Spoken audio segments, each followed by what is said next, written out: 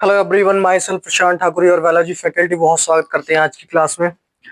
आज हम शुरू करने वाले हैं रेलवे फाउंडेशन कोर्स जो बायोलॉजी स्पेशल रहने वाला है। और जल्दी ही 12th की क्लास में जल्दी ही शुरू करेंगे बायोलॉजी की, क्योंकि काफ़ी बच्चों के मेरे पास कमेंट भी आ रहे हैं कि सर बायोलॉजी की इंटर की क्लासें कब से शुरू हो रही हैं। लेकिन फिलहाल आज से, क्योंकि रेलवे की बहुत सारी वैकेंसी हम लोगों के सामने आ चुकी हैं, इस वजह से हम अभी रेलवे ग्रुप डी को टारगेट करते हुए इस बैच को शुरू कर रहे हैं आज से। तो आप सभी लोग अगर रेलवे की तैयारी करना चाहते हैं तो इस बैच के साथ जुड़िए।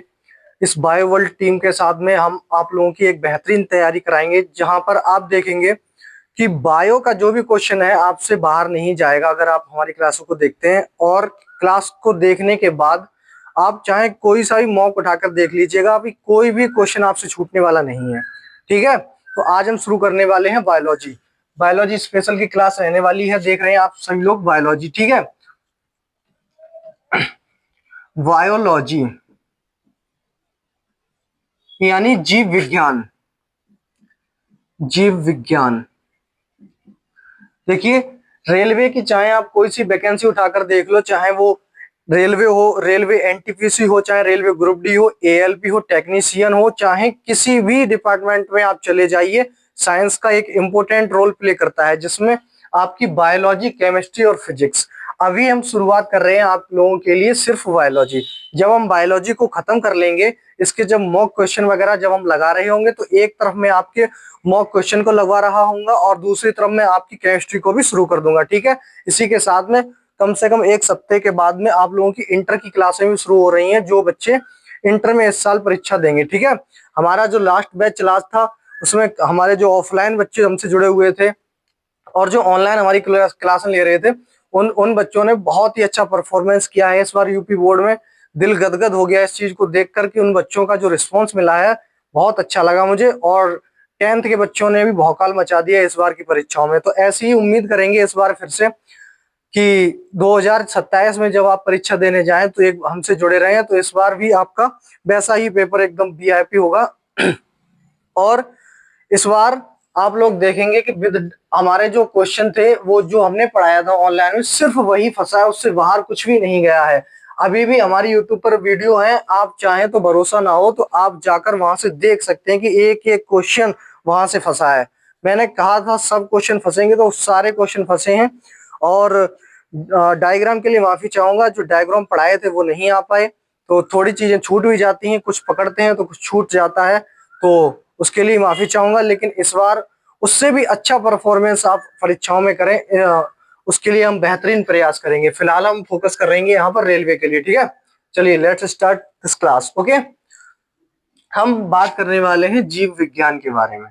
तो पहले सबसे पहले समझते हैं। देखिए रेलवे की जो बच्चे तैयारी कर रहे हैं वो ऐसा नहीं है कि साइंस स्ट्रीम से ही इंटर में पढ़े हो, इस वजह से आप लोगों को थोड़ा सा टफ भी लग सकता है, लेकिन घबराए नहीं, हम आपकी एक एक डाउट को पहले ही क्लियर करते चलेंगे। आपको पूछने की कोई भी जरूरत नहीं पड़ेगी, उससे पहले ही आपके मैं डाउट क्लियर करता रहूंगा। ठीक है, तो चलिए जीव विज्ञान। जीव विज्ञान में दो ब्रांचेस होती हैं, दो शाखाएं होती हैं। पहली होती है हमारी जंतु विज्ञान। वैसे तो बहुत सारी होती हैं, लेकिन जो मुख्यतः होती हैं वो दो होती हैं। पहली होती है हमारी जंतु विज्ञान, जंतु विज्ञान, एंड सेकंड हमारी होती है वनस्पति, वनस्पति विज्ञान यानी कि वोटनी। और यहां पर हो जाती है हमारी जूलॉजी, जूलॉजी। ठीक है, देखिए पहली हो जाती है हमारी जूलॉजी, दूसरी हो जाती है हमारी बॉटनी। ठीक है, लॉजी का मतलब होता है अध्ययन, लॉजी का मतलब होता है अध्ययन, और जू का मतलब होता है जानवर। ठीक है, यानी जंतु, एनिमल्स के बारे में हम यहाँ पर देखते हैं। अब देखिए जहां पर भी आपको लॉजी शब्द देखने के लिए मिल जाए उसका अर्थ यही होता है अध्ययन। ठीक है, बायोलॉजी शब्द एक ग्रीक भाषा का शब्द है, ये शब्द जो है ग्रीक भाषा से लिया गया है। ठीक है, दो शब्दों को मिलाकर ये बनाया हमारा बायोलॉजी। देखिए जो जंतु विज्ञान के पिता कहे जाते हैं, फादर ऑफ जूलॉजी कहा जाता है किसको? अरस्तु को। अरस्तु, अरस्तु father of zoology. Father of zoology, ठीक है। और बॉटनी के पिता कहे जाते हैं father of botany, father of botany कहा जाता है थियोफ्रेस्टस, थियोफ्रेस्टस, थियोफ्रेस्टस। ये देखिए, अभी हम आपको सिर्फ बायोलॉजी का इंट्रोडक्शन दे रहे हैं, अभी जो टॉपिक शुरू करने वाले हैं वो आपको आगे पढ़ाएंगे कौन सा टॉपिक आज हम देखने वाले हैं, ठीक है। फिलहाल आप इंट्रो देखिए ओनली बायो का, ठीक है। देखिए, बायोलॉजी की दो ब्रांचें होती हैं, जूलॉजी और बॉटनी। जूलॉजी में हम यहाँ पर जंतुओं के बारे में अध्ययन करते हैं, बॉटनी के बारे में वनस्पति यानी प्लांट्स के बारे में अध्ययन किया जाता है, ठीक है। इनको क्या कहते हैं, ये क्वेश्चन जो आप देख रहे हैं ना, ये एमपीएसआई में आया हुआ क्वेश्चन है, एमपीएसआई में पूछा गया है ये क्वेश्चन। बताइए फादर ऑफ बॉटनी किसे कहा जाता है, ये क्वेश्चन पूछा हुआ है, ठीक है। तो इसलिए ध्यान देते चलेंगे हर एक चीज पे, ठीक है। देखिए, फादर ऑफ जूलॉजी देखा हमने, कौन है, अरस्तु, और ये कौन है, थियोफ्रेस्टस। देखिए, अब यहां पर समझिए, अरस्तु को ज्यादा इंटरेस्ट था जानवरों की पढ़ाई को करने में, जानवरों से उनको ज्यादा प्यार था, इसलिए उन्होंने किसकी अध्ययन किया, किसके बारे में बताया, यहाँ पर जूलॉजी के बारे में बताया है, ठीक है। इन्होंने एक किताब भी लिखी है, इसका ये भी बहुत इंपॉर्टेंट क्वेश्चन है, बताइए ये किताब किसके द्वारा लिखी गई है। तो अरस्तु ने एक किताब भी लिखी थी जिसका नाम था यहाँ पे हिस्टोरिया, हिस्टोरिया एना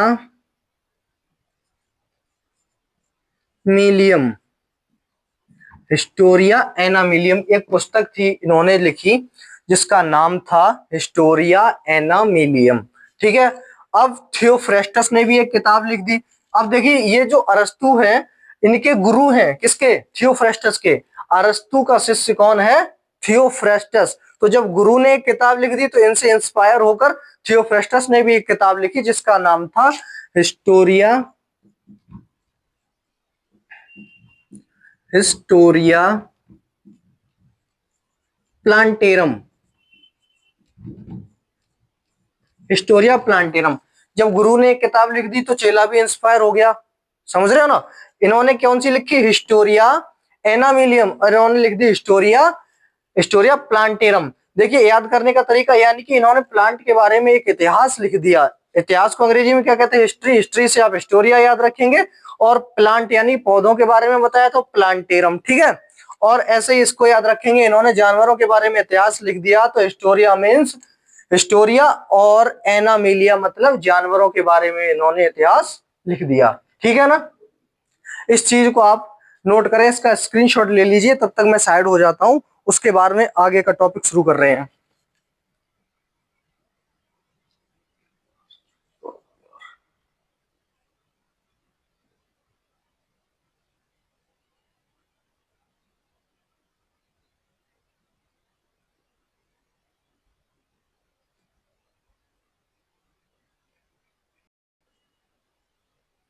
चलिए देखिए, अब ले लिया होगा स्क्रीनशॉट आपने। अब देखिए, आधुनिक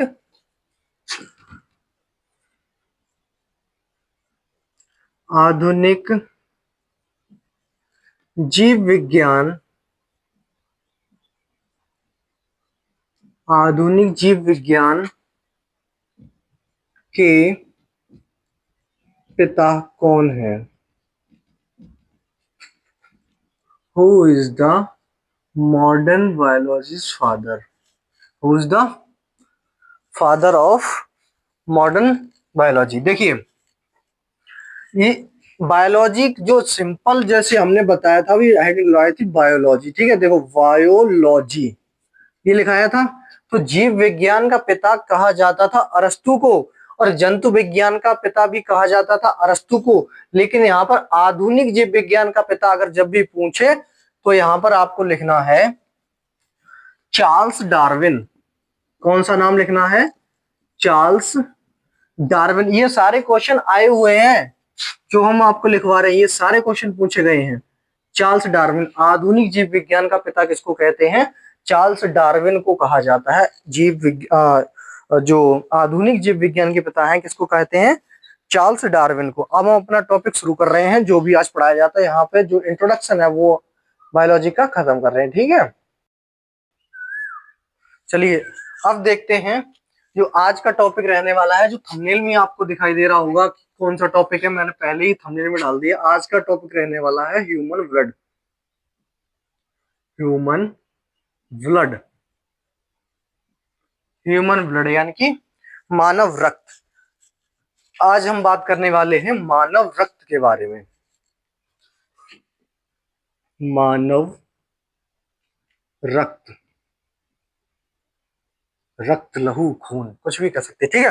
देखिए ह्यूमन ब्लड, अब देखिए रक्त का अध्ययन जो होता है, लिखेंगे रक्त का अध्ययन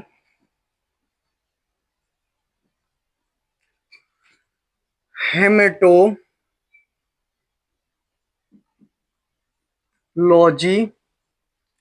कहलाता है,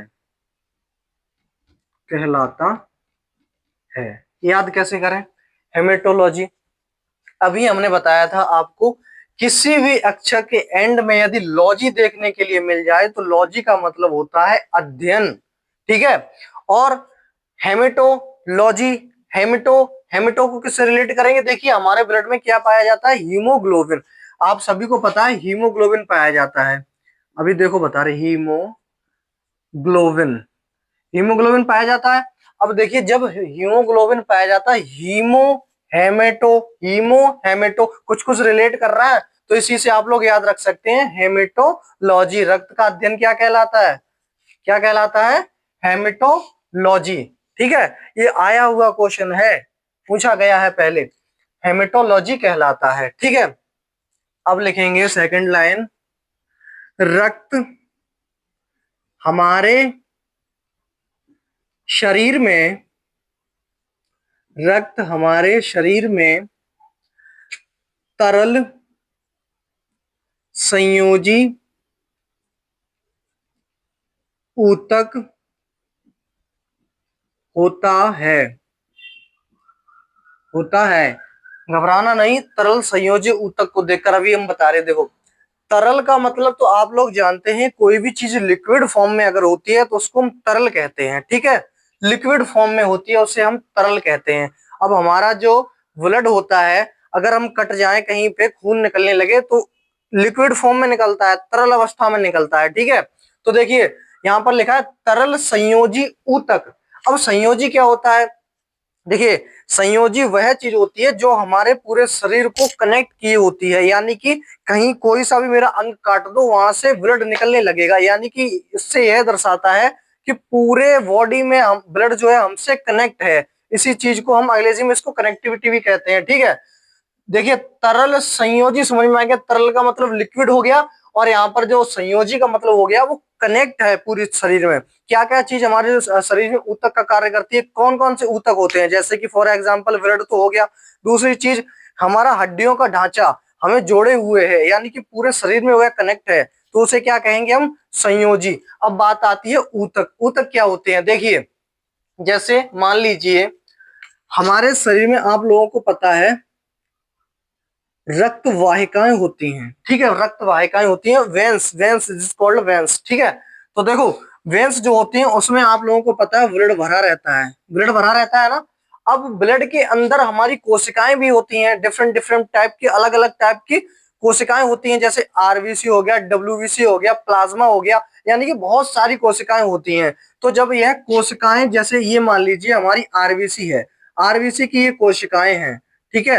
तो जो कोशिकाएं अपना समूह खून के अंदर बना लेती हैं उसी को हम ऊतक कहते हैं। क्या कहते हैं? यानी कि अगर हम सिंपल भाषा में बोले तो group of cell is called a ऊतक।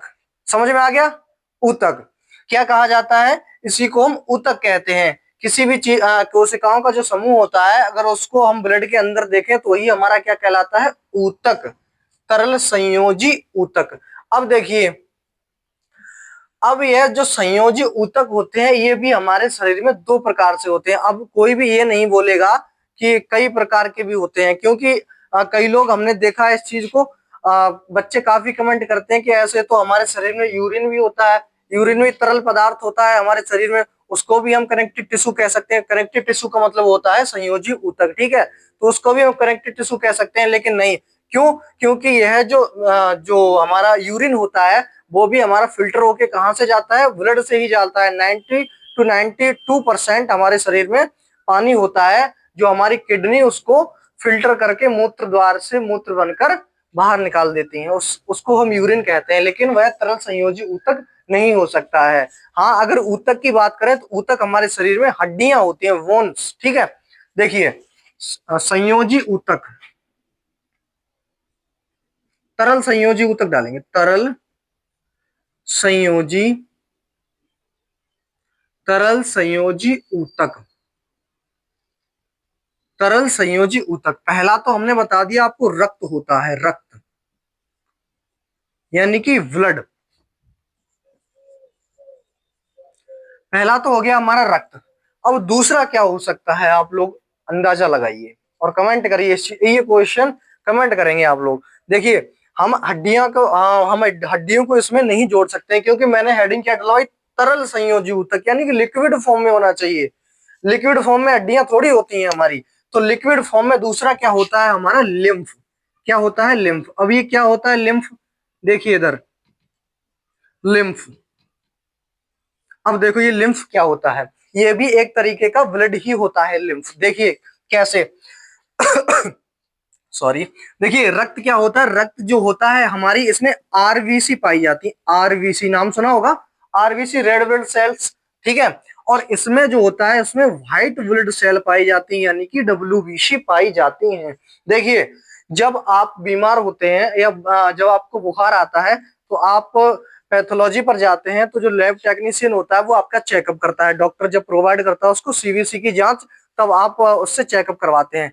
तो सीवीसी जांच के अंदर वह डॉक्टर आपकी कम से कम 13 से 14 जांचें करता है, स्नोफिल्स वेस्नोफिल्स पता नहीं क्या क्या, और जिसके अंदर प्लेटलेट्स हो गया, और हमारा ये हीमोग्लोबिन हो गया, ईएसआर हो गया, आरबीसी डब्ल्यूबीसी, ये सारे चेकअप करता है। तो एक्चुअली में यही नापा जाता है कि आरबीसी मतलब आपके शरीर में कोशिकाओं की कमी तो नहीं हो गई है, इस वजह से आपको फीवर आ रहा है, ठीक है। आरबीसी प्लस डब्ल्यूबीसी, यही कोशिकाएं होती हैं हमारे शरीर में। अब देखिए, अभी जो मैंने आपको बताया था ऊतक क्या होता है, ऊतक समझाया था, तो यही होती है ऊतक, मतलब जब ब्लड के वेन्स के अंदर जो ब्लड हमारा होता है, उसके अंदर जो कोशिकाओं का गुच्छा बन जाता है इस प्रकार से। अब मान लो ये होगी हमारी आरबीसी का गुच्छा, ठीक है, the group of red blood cell, okay. तो ये ये देखिए डब्ल्यूबीसी में, देखिए अब ये कोशिकाएं अपना गुच्छा अलग बना देती हैं, ठीक है। अब मान लो इसने ये गुच्छे बना दिए ब्लड के अंदर, ठीक है। ये गुच्छा बन गया किसका? आरबीसी का, आरबीसी का, एक मिनट, ये गुच्छा बन गया आरबीसी का, ये बन गया डब्ल्यूबीसी का, ठीक है। व्हाइट ब्लड सेल किसका बन गया? व्हाइट ब्लड सेल का। तो ये देखिए अलग अलग कोशिकाएं बनती हैं, अलग अलग फॉर्म में, इसलिए ये होती है रेड कलर में, ये होती है व्हाइट कलर में, इस वजह से इनको हम लिम्फ कहते हैं। क्या कहते हैं? लिम्फ। ये भी तरल फॉर्म में यानी लिक्विड फॉर्म में ये भी होती है, इस वजह से इसको हम दो कैटेगरी में रख देते हैं। समझ में आ गई बात? दो कैटेगरी में कोशिकाओं के बारे में मैं आपको पढ़ाऊंगा। फर्स्ट ईयर में एक चैप्टर आता है कोशिका चक्र एवं कोशिका विभाजन, cell cycle and cell division, उसमें जब मैं पढ़ाऊंगा तो कोशिकाओं के बारे में डिटेल तरीके से बता दूंगा। कोशिकाओं का जन्म कैसे होता है, ये कितने समय तक जीवित रहती हैं, कब तक मर जाती हैं, इनका जीवन काल कितने समय का होता है, इन सारी चीजों के बारे में मैं तब बताऊंगा, ठीक है। अब इसका स्क्रीनशॉट लीजिए, उसके बाद आगे बढ़े। स्क्रीनशॉट लीजिए इसका जल्दी जल्दी।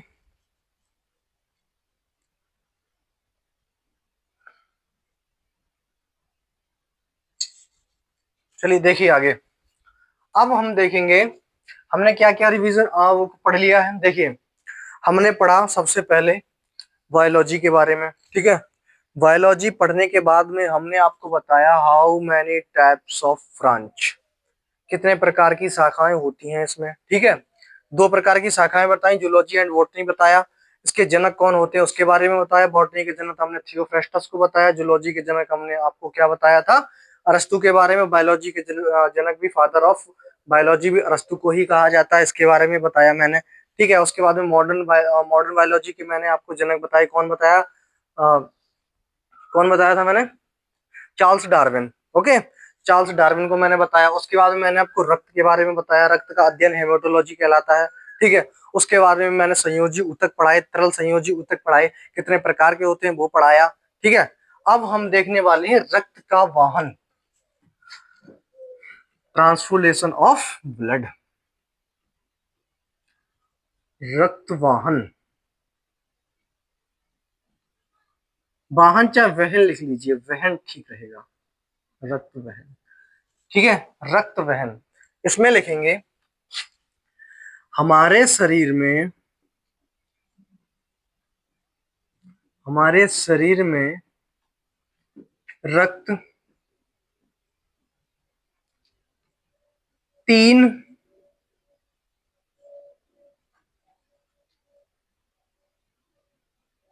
तरीके से बहता है।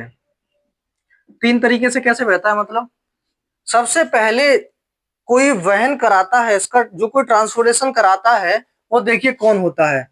सबसे पहली होती है हमारी रक्त वाहिका, रक्त वाहिका,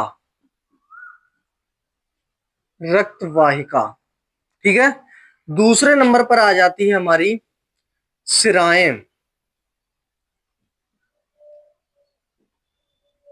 शिराएं। और तीसरे नंबर पर केशिकाएं, केशिकाएं, केशिकाएं। फर्स्ट, सेकंड एंड थर्ड, यही जो 3 चीजें हैं जो हमारे शरीर में रक्त को बहाती हैं, रक्त को बहाती हैं। कौन कौन सी हो गई, पहली हमारी हो गई यहाँ पे रक्त वाहिका, दूसरी हमारी सिरकाएं, सॉरी सिराएं, और ये हमारी हो गई केशिकाएं। 3 तरीके से यहाँ पर जो है रक्त बहता है हमारे शरीर में। देखिए, सबसे पहले हम बात करते हैं यहाँ पे रक्त वाहिकाओं के बारे में, यानी कि वेन्स के बारे में। हमारा हाथ देखिए, चाहे पीछे से देखिए, यहाँ से देखेंगे तो हमारे हाथ में ये वेन्स आपको चमकती हुई नजर आ रही होंगी, विजिबल नहीं हो सकती हैं शायद, काफी दूर कैमरा है। तो देखिए, तो ये जो हमारी वेन्स दिखाई देती हैं, जब डॉक्टर सैंपल लेता है तो वेन्स में इंजेक्शन डालकर उससे ब्लड निकाल लेता है। ठीक है, तो ब्लड वहां से मिल जाता है। अब अगर डॉक्टर हमारे हाथ में यहाँ पर अगर इंजेक्शन लगाएगा तो ब्लड नहीं आएगा, क्योंकि हमारे हाथ में यहाँ पे वेन्स नहीं है। फिर आप बोलेंगे कि फिर यहाँ से रक्त कैसे निकलता है। देखिए, जो चमकती हुई नसें दिखाई दे रही हैं, पहली इन्हीं को हम कहते हैं रक्त वाहिकाएं। उसके अंदर, उसके अंदर सबसे अंदर ये मिलती हैं हमारी शिराएं।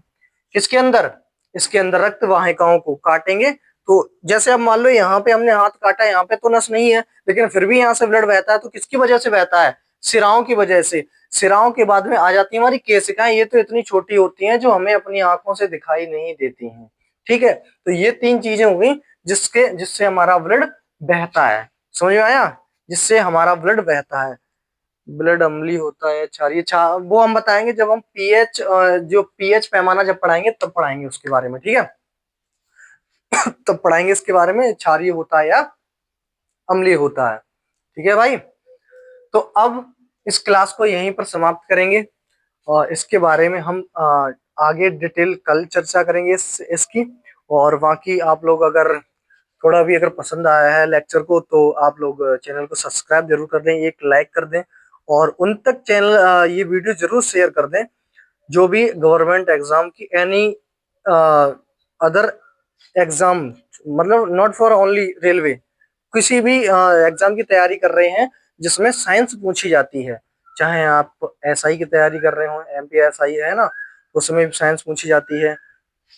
अग्निवीर, इस बात तो बहुत अच्छा वेटेज रहा था यहाँ पर बायोलॉजी का अग्निवीर वालों में। ठीक है, जो भी बच्चे किसी ऐसे एग्जाम की तैयारी कर रहा है जिसमें साइंस पूछी जाती है तो इट्स वेरी बेनिफिट क्लास। ठीक है, तो आप वहां तक हमारी क्लास को जरूर पहुंचाइएगा, और बाकी आपको क्लास कैसी लगी है उसके बारे में हमें कमेंट बॉक्स में जरूर बता दें। ठीक है,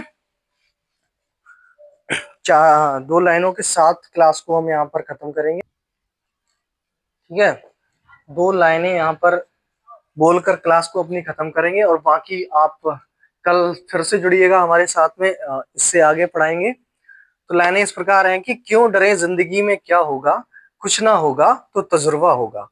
अगर किसी भी ऐसे एम की ओर आप बढ़ रहे हैं जो आपको अचीव नहीं हो रहा है तो उदास नहीं होना है। बहुत ऑप्शन है दुनिया में सब कुछ करने के लिए, तो निराश नहीं होना है पहली बात तो, ठीक है? बहुत से ऐसे ऑप्शन हैं जो आप और भी काम कर सकते हैं। पहली बात, आप खुद इतने समझदार हैं कि यहाँ पर जब 1000 वैकेंसी निकलती है तो यहाँ पर 30 लाख फॉर्म पड़ते हैं। तो आप समझ लीजिए फिर कितने बेरोजगार रहेंगे। तो सबके नसीबों में नौकरी तो नहीं है। तो जो भी आपकी स्किल्स है उसको आप डेवलप करिएगा, ठीक है? चलिए ठीक है, तो आप कल इसी समय हमसे फिर से मुलाकात आपसे करेंगे। बाय बाय, धन्यवाद, टेक केयर।